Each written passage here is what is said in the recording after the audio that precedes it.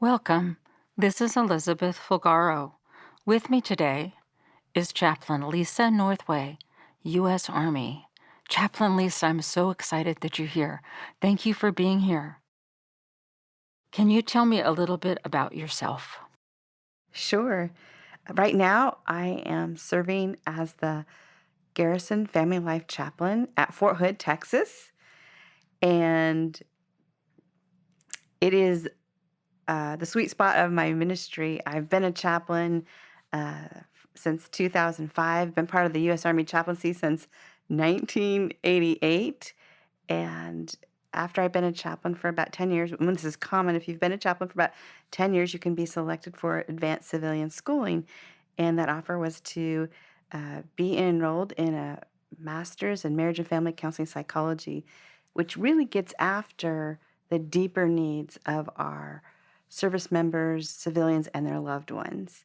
And so the Army has two schools in our nation, one at Fort Hood, one at Fort Bragg. I graduated from the one at Fort Bragg in 2016, and that program put us in a clinically supervised environment and a cohort of other chaplains, and we had to work on a lot of our own personal issues. It was really the first break from a very high up-tempo deployment cycles that had been going on for years, and that was really all we knew. And it was a good time to address our self-care before we were entrusted with the deeper needs, a therapeutic approach, a Christ-centered pastoral care counseling environment for our military communities. So then, can you give a little more detail on what a family life chaplain does? So we have centers, and most every military installation, especially in the Army, will have a chaplain family life training center and a place where they can mentor the newer, younger chaplains to bring their uh, most intense service member, family member issues and do co-counseling. They have an intake sheet they fill out if they were going to any other counselor that they would have even in the civilian community. We have that, and we are charged with 100% confidentiality.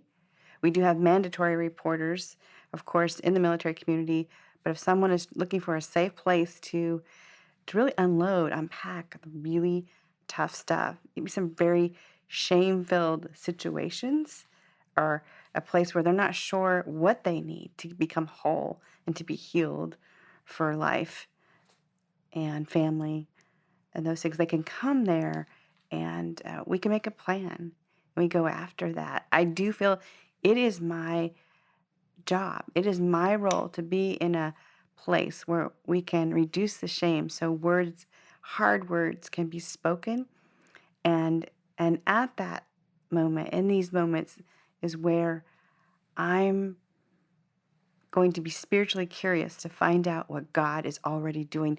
What has He already been doing in this person's life or this family's life to bring them to this point that they would have the courage to ask for help? Wow. So are all of is it all chaplains that Not are all in this chaplains. role? No, all chaplains certainly are charged with providing 100% confidentiality. In that, as you're coming up in the chaplaincy, you understand, hopefully, what your limits are, as far as expertise. And when I'll get a lot of phone calls from chaplains and sometimes commanders and others in the military community saying, Chaplain Northway, could I bring my soldier? Could I bring this spouse to your office, or can I send them here? Because I can tell this is a bit much. I don't have a lot of experience, maybe in domestic violence or um, matters of adultery or sexual addiction, other kinds of addiction that they could be having some UCMJ violations that they're dealing with, or they're afraid to get healing because they're afraid if they come forward, it will hurt their career. And so I appreciate that humility we have among chaplains. We all need it, certainly even as a trained family life chaplain, I need to still understand with great clarity, what are my limits? When do I need to bring in a resource, another subject matter expert to help who is in front of me in the moment? So, what's been your military journey? Because you said you started in 1988 in the chaplaincy, Yes, and now you're a family life chaplain. So, there's some years in between that. certainly. And I can tell you, when I received my calling, I definitely had an altar experience in my home church of Modesto, California, and I had a number over the years since that time, had a number of confirmations that kept me on the path, not from a military family, but I did know that military chaplains existed because I had a step uncle who was active duty Army in my same denomination. And I think the curious thing for me then was that we had people from a very thriving college and career group at church who would go away to the military. When they came back, we would, go out for coffee after church or something, and I would ask them, "So how's church?" Because that was our identity, that was our world, and trying to figure out what God had for us to do in life. What is He calling us to do? I knew I was called to ministry, but I had no concept at that point in my early 20s that I might be called to military ministry. So the answer I would regularly get, and I would say mostly the young men in our church and who were coming back on leave, when I asked them, "So how's church?" and their face, the, that verbal um, language, that nonverbal language, that is, would completely change in a moment. And so I asked, "What is it? I know that you get to go to church. I know that you could still practice your faith. What's up with that look?" And very often I would get the response, "Lisa, you really just don't understand how hard it is to practice your faith. Just to even have a Bible study on a ship and asking the chaplain to come alongside. And it's just that they don't really support us. They don't come alongside, and it almost feels like sometimes they're working against us." And I don't know a lot, probably a lot even about the Navy now, and uh, as much as what was going on politically, but I did have some kind of concept that our government, in a spiritual sense, when we think about it, if we have chaplains, it's like I saw it as we're being paid as a chaplain. They're being paid to preach the gospel. That's how I saw it. I know it's much larger than that. And because we don't just help religious people, we actually come along and support those who may even want to be non-religious but feel like they're in an oppressive situation.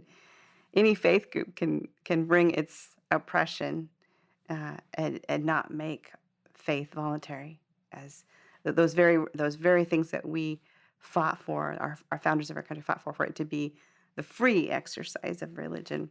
And so we get to uphold that. We're here for the free exercise of religion, which also includes for those who may not choose to be religious in their own life. So uh, understanding that that there were chaplains, there were these ministers, but who were not being helpful, I saw that as a spiritual injustice, and that kept coming back to me as I kept hearing those stories. And I had a dream one night, and definitely a conversation with God. I was in this room on the inside of it in a corner, and I didn't even know that those buildings were called Quonset huts. Now, all I knew is I saw soldiers rushing in and picking up a weapon. Someone was up at the front checking off each person who was taking the weapon and which one they were taking, and rushing right out. And I felt this sense of urgency. And I remember hearing myself say in the dream, "God, what can I do?" And I distinctly heard him say, "If you're willing to leave the comforts of your mother's home and your hometown, I will use you." And I woke up and I realized that was not a pizza and root beer dream, what we call those growing up. What did you do next?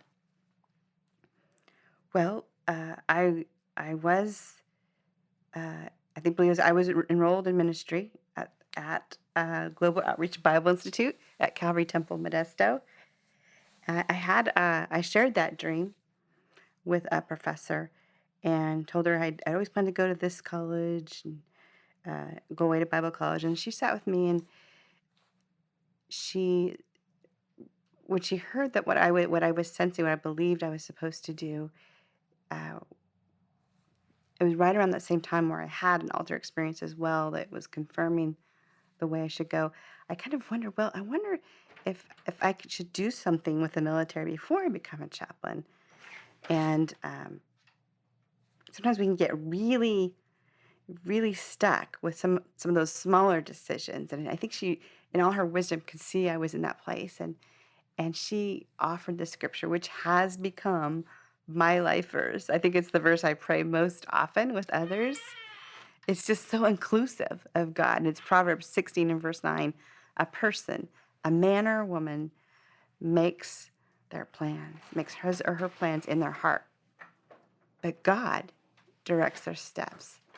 And she said to me in such a love and wisdom, Lisa, if you want to join the reserves and get your feet wet, like you said, maybe go to basic training one summer and the next summer go to chaplain assistant school, God will make a way. He'll also close it. You can trust him if you step out in faith. And so I did that. And the doors continued to open.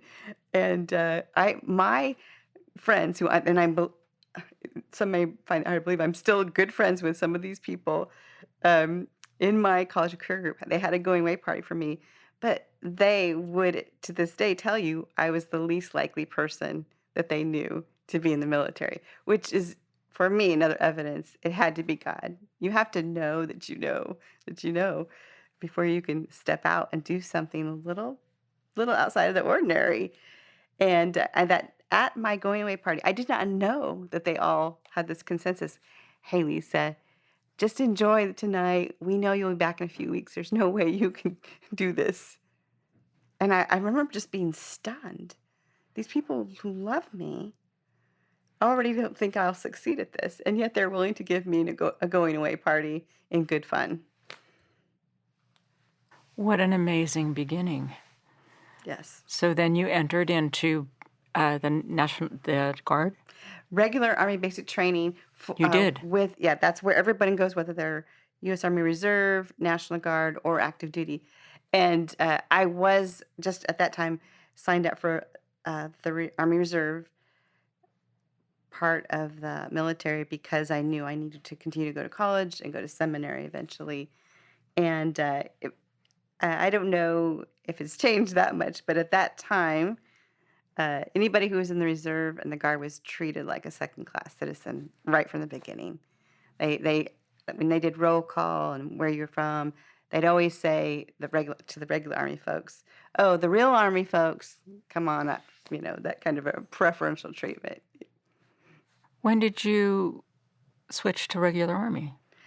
Well, not until oh my goodness, that would have been 2008. All those years later, after my first deployment as a reservist chaplain during the surge, I took my first assignment within just a couple of months of raising my right hand to live my destiny. I always wanted it to be regular Army, and I was in a holding pattern of when that could possibly happen. But it was an amazing time to be a brand new lieutenant and land in the gateway to Iraq and be in supervision of the spiritual care of 40,000 troops who went through that camp in 1 year.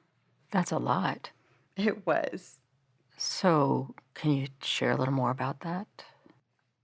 Well, there's a place this place is called Camp Buring. And there have been, gateways to a lot of missions over the years, but this one was, as I said, the gateway to Iraq. And it's generally a place where most military organizations spend about 2 weeks.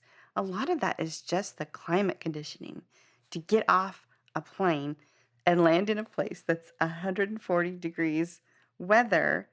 It can be deathly. There are people who have over the years, within 24 hours, died of a heart attack because they were not conditioned for it.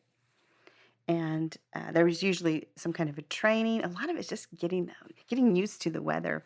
I definitely felt like when I was walking around in that environment that it was like walking around the inside of the hottest heat of the dryer setting. And that's my existence. That's your existence when you're out there. And sometimes it's actually a relief when, right after a sandstorm, sometimes there would be what would quench that sandstorm was a rain. And it just felt like the most holy vengeance for a sandstorm. But you would be standing in a place where because of the rain on top of sandstorm, it was literally raining mud, and yet it was so refreshing. I would like for us to talk a little bit more about what that was like for you spiritually to be facing this challenge. And so I'd like you to stay, and we'll continue that in the next episode. Thank you, Elizabeth.